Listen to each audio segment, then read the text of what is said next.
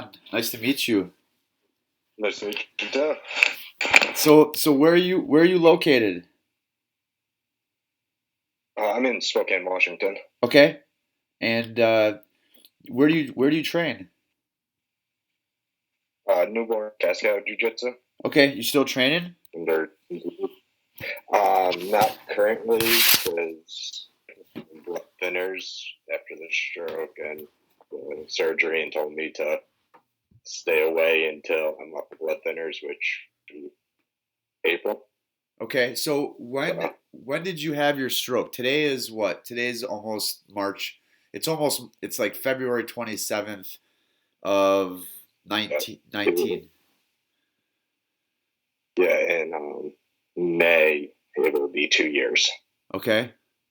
So tell me about it. Tell me what happened. Um, I was just a normal day of training. Got caught in a loop choke near the end of the day. And went home, everything was fine. Me and my kid went out to the store, started walking home, which was maybe 50 feet from my house. Half my body went numb. So I made it into the house, I sat down. The numbness went away after like 5, 10 minutes.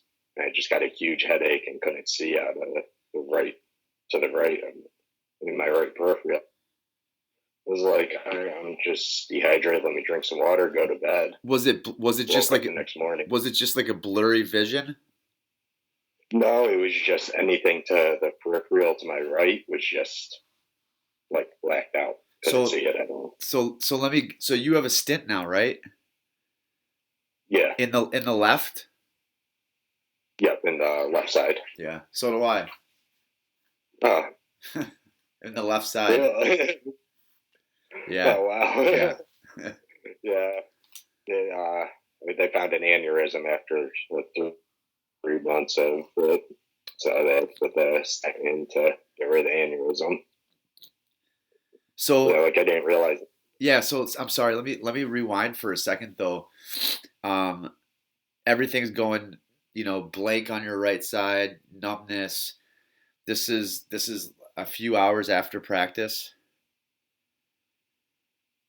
This was probably about 6 hours after. Like I was class was 10 till 11:30, and this happened at like 6, 7 o'clock at night, or maybe 5 o'clock.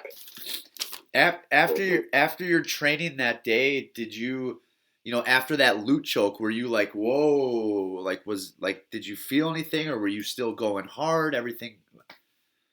That was, I think that was my last roll of the day, and it was on my chin forever, and then it hit, and I almost went out instantly. So I tapped, and everything was like normal up until I was walking home from the store later in the day. Okay. So they took Yeah. you to the hospital right away. No, I didn't go until the next morning because I thought I was just dehydrated and everything. So I just went to sleep. And when I woke up the next morning, I had the worst headache in the world still and still couldn't pull my. I was like to the hospital. And that's when I found out I had a stroke. And what did they? 1 second. Let me. There you go. What did they? How long were you in the hospital for? I was there overnight. And then I had to go the next morning, the next afternoon. To help out because my girlfriend's a medical assistant and works with neurologists. So, Okay. Well, that's good. I mean, yeah, they were like, if anything goes wrong, at least you're right down the road from them. And one of the people in her office took over the case from there. Okay. So you haven't trained in 2 years? No, I haven't. I've been wanting to go back, but I've been wanting to stay out until I was at least off the blood thinners. And so it sounds like you had after they put a stent in, but then there was a complication. Yeah, where they went into the artery, the plug they put in, it fell into the femoral artery and didn't sit right, so it causes a huge hematoma up my side, and they had to go into a second surgery to fix that and patch that up right away. Jesus. But when they did the surgery for the stent, it was 6 months after I had the stroke. Oh, wow. Wow. Yeah, because at first they weren't going to do it, but then they found an aneurysm in one of their eyes. So they had to put the stent in, but the surgeon was on maternity leave, so they had to wait. So what have they told you as far as going back on the mat with the stint? They told me to avoid getting choked. And basically, that was what they were saying. They were like, we don't recommend you ever go back to Jiu Jitsu. Right. But they also said, we don't recommend a person that's fully healthy doing Jiu Jitsu either. So they're already anti Jiu Jitsu before. Yes. And so what did just did they say anything about potential complications of like how strong is the stint? I know they say with you can withhold tap out when you get choked, obviously, but when you're playing in the gi game and people are pulling on your collar, sometimes it tightens up around the neck. What did they say about the stint to you? They said they don't really know anything because they haven't heard of any other cases with it going on in jiu-jitsu. They were like, everyone I've talked to said this is the first they've heard of. And then I saw your article, so. Yeah. And then did you email me? Yes, I did. Which article did you see? The one on Medium? I think so, yeah. Okay, good.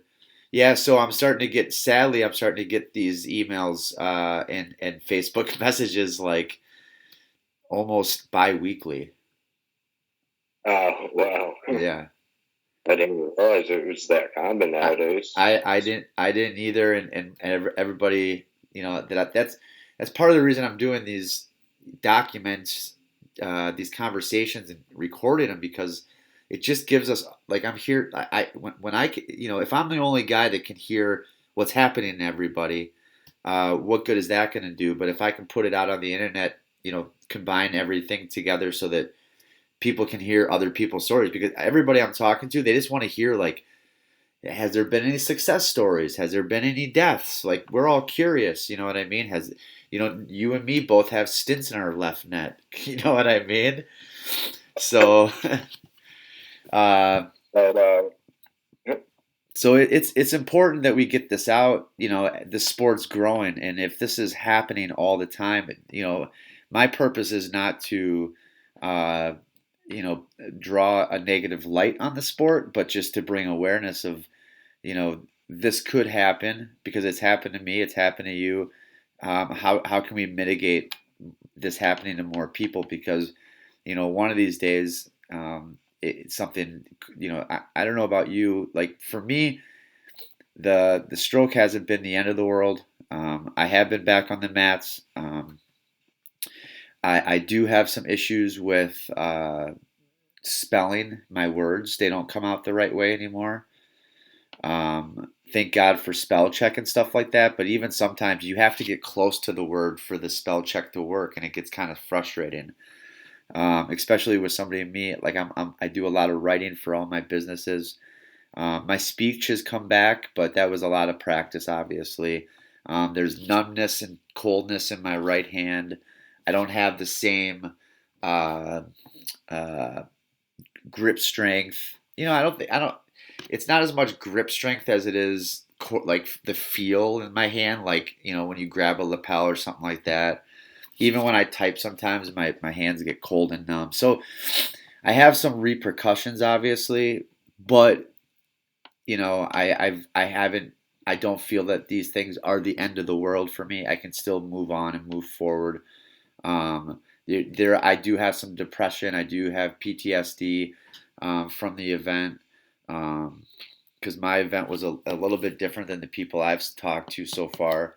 Um, you guys have a lot of common stories. It's like it's that one choke at the end of the day. It's I'm feeling dehydrated, gonna sleep this one off. And so that's part of the reason I believe that we need to bring awareness to the community, so that they don't put it off longer, because some of these guys are saying it, they wish they would have went in earlier.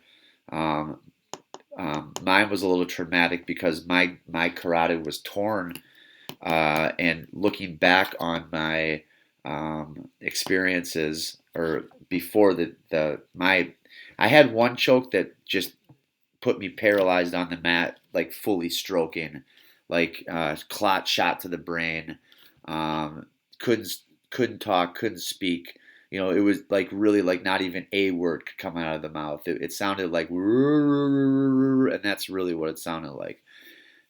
It was it so it, but looking back, I recognize that for some during about 3, maybe 4 weeks prior, I had that blurry vision in my right eye. I had flu-like symptoms prior to that day that I got on the mat. I had a sore throat on just one side of my neck, not both, not like a strep throat, and it was weird. It wasn't a muscle.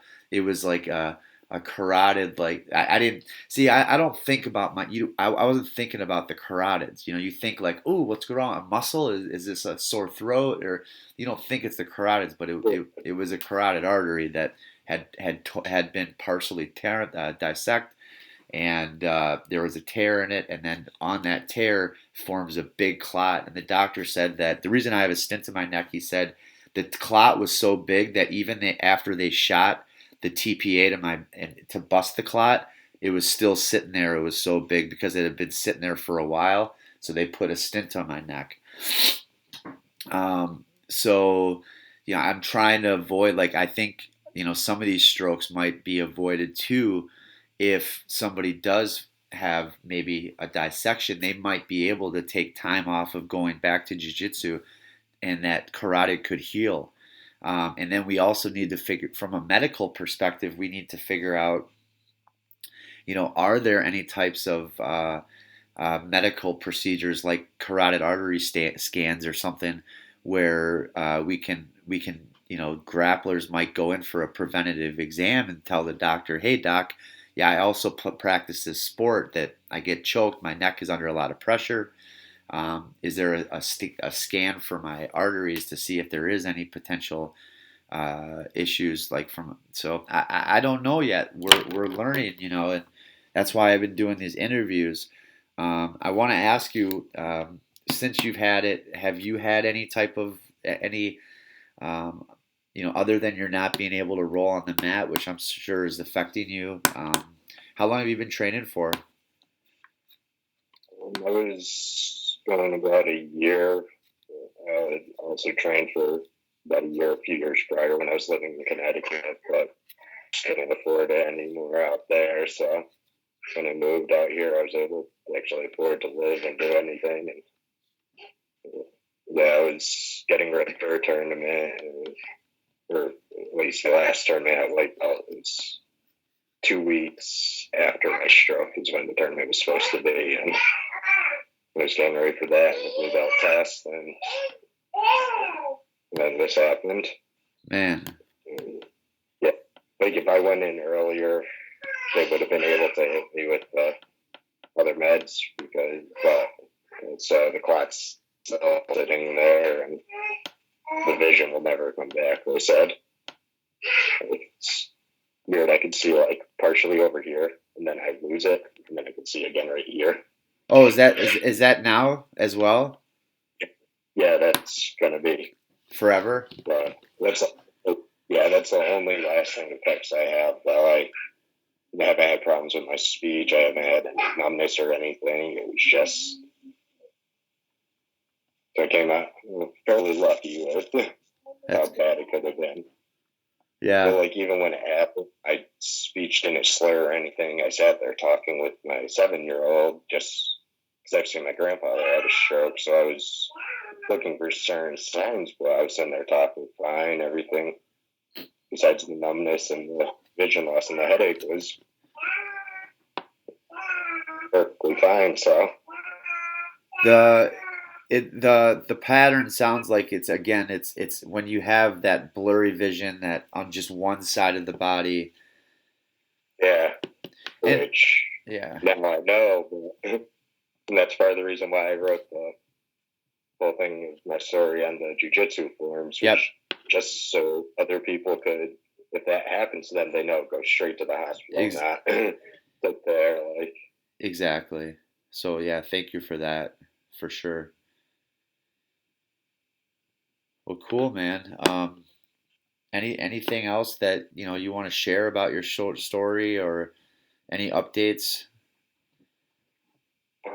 No, there isn't really much updates. Yeah, just waiting for these last couple months, get off the blood thinners, get my last MRA for Yep. the year checked out. And what have your doctors told you about this thing? And yeah, so I have my stroke was August of 17. I went back to see them on January 1st of 18. So it was like maybe 3 months, 4 months after the accident. And we went through the whole. He showed me the pictures of the carotid. He showed me the stent, and we had a conversation, and it was the same conversation that your doctors had. Was like, I would mitigate the chokes and the cranks if you can. And he said, what happened to you? You're a healthy dude. It was just an accident, and um, he told me, I asked him, I'm like, is this thing gonna like easily snap on me or anything like that? And he's like, no. And just like your doctor said, there hasn't really been any studies, so they really couldn't say like, oh yeah, it happened. This is what'll happen because they don't know. And that was kind of the feeling I got from him. It was when I when I went to the office that day. What I was expecting him to say was, "You are never able to get on the mats again." But I told him, I said, "Listen, this is what I do." He saw my recovery and bounce back from when I was in the hospital. Like I couldn't, like they were showing me cards of like, what is this is a cat, and I'd be like, "Kuh." Like, dude, it was that bad, stroked out. So he saw my recovery. I basically, willed myself back to, because I just don't want to be a vegetable, and I told him, I said, this is what I do, and I told him I was scared and whatnot. He goes, you're gonna do it, you're gonna do it. He's like, just really try to focus on not get your neck cranked and this and that, and this and that. So that was a positive thing, and I have been back on the mats since consistently, like for the last since then, since January of 18. I've been on the mats the entire time until now. I still train 3-4 times a week, um, and yes, I would be lying to you if I told you that my training hasn't changed. My character, my demeanor on the mat, how I train is completely different. Now I'm training for lifestyle, and I'm still training jiu-jitsu, but I'm you have to realize you have a stent on your neck. So like when somebody gets my back, I am holding now my gi away from my stent, blocking, and then once we've handled this, now let's fucking escape. You know what I mean? Now what do I have to do to escape? Now I got the pressure.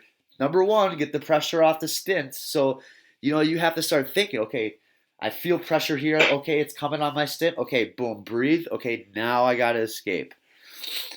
So that's changed. You know what I'm saying? Like, I'm not shooting in with my head in all the time. I'm a little bit more, half guardish on my back, and really want to make sure I get that sweep. Don't want to have a lot of room for error. You just have to play your game a little bit different. When somebody gets to my neck, I would fight out of a full rear naked choke before I have my stroke. Now, if they get here, I even if they start getting here, it's just like, dude, just take it, done. Let's move on. Like I don't need Yeah. to die.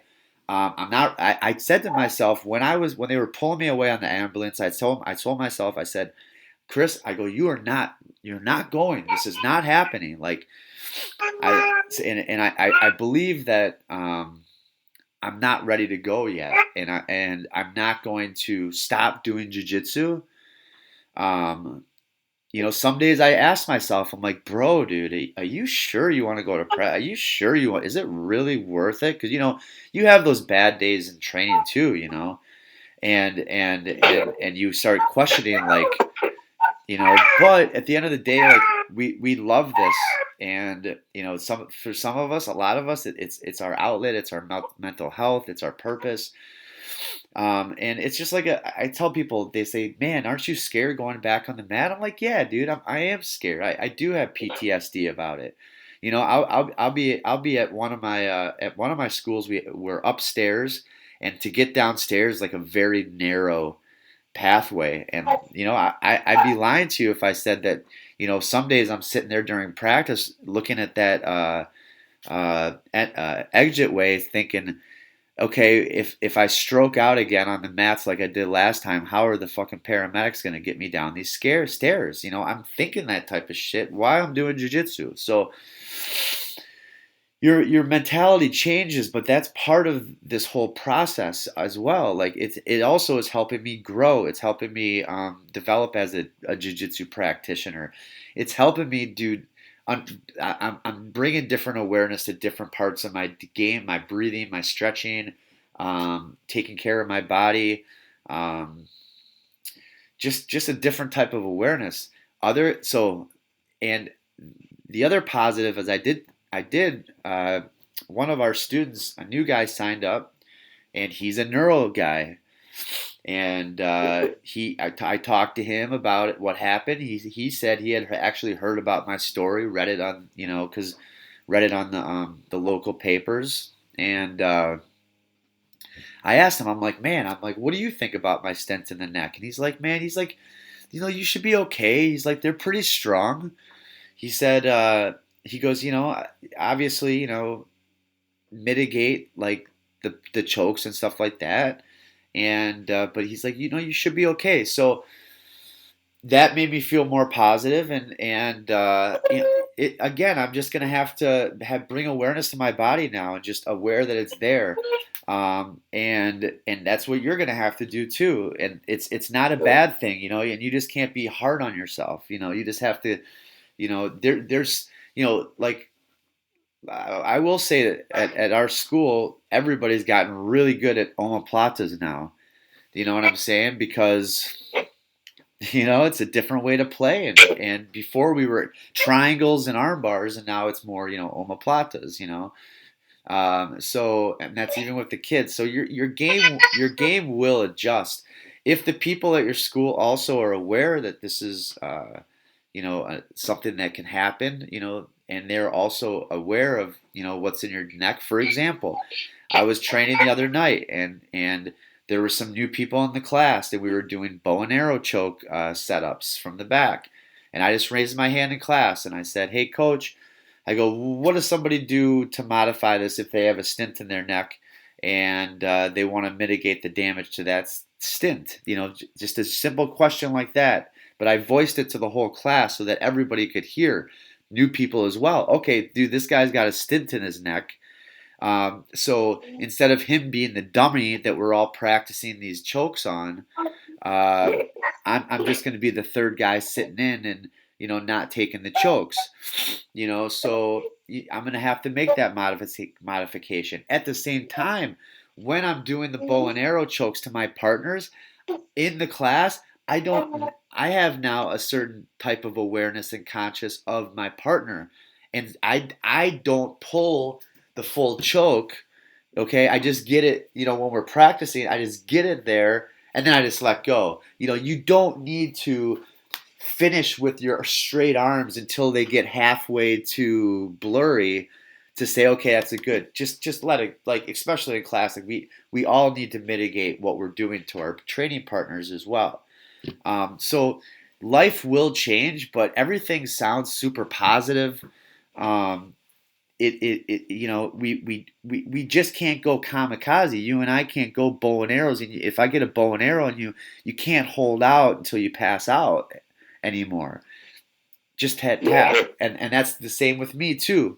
You get a rear naked or even like a neck crank type shit. You know, guillotines. Tap early to a guillotine, and you'll start to see too that you'll start to get your defenses will start to change. When you feel it coming on, you might not be as powering through it. You might be quicker to sit to your half guard. You know what I mean? So from my experience, like dude, it's only been a year and a half, man.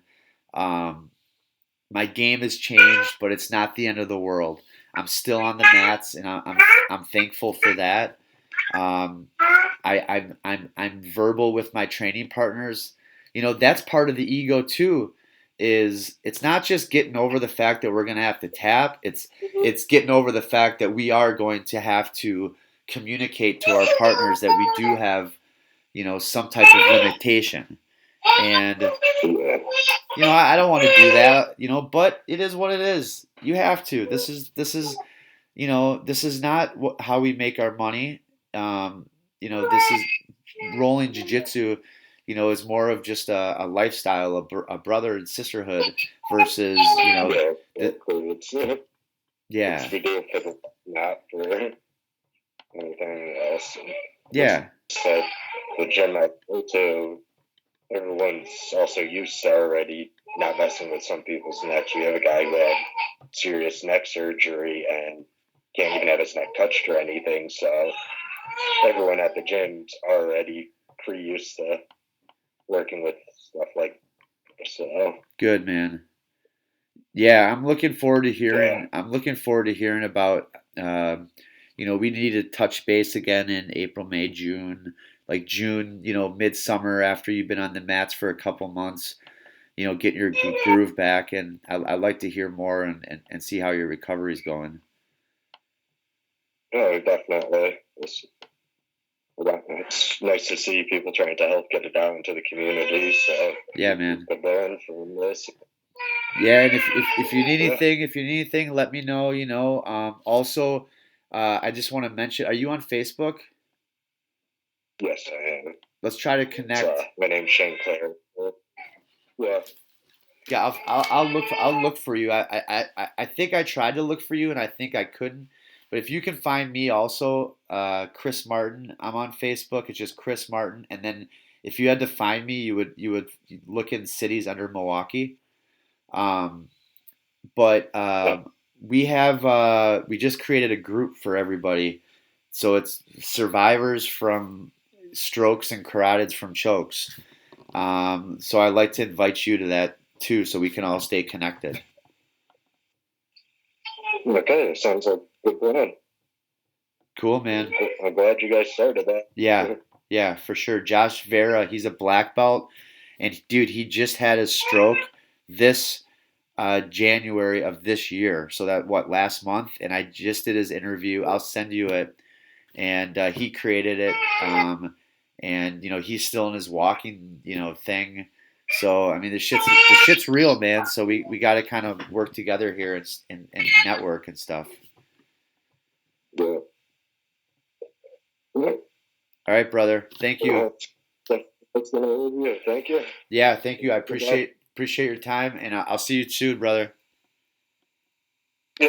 Thanks, Shane. Take care. Bye-bye.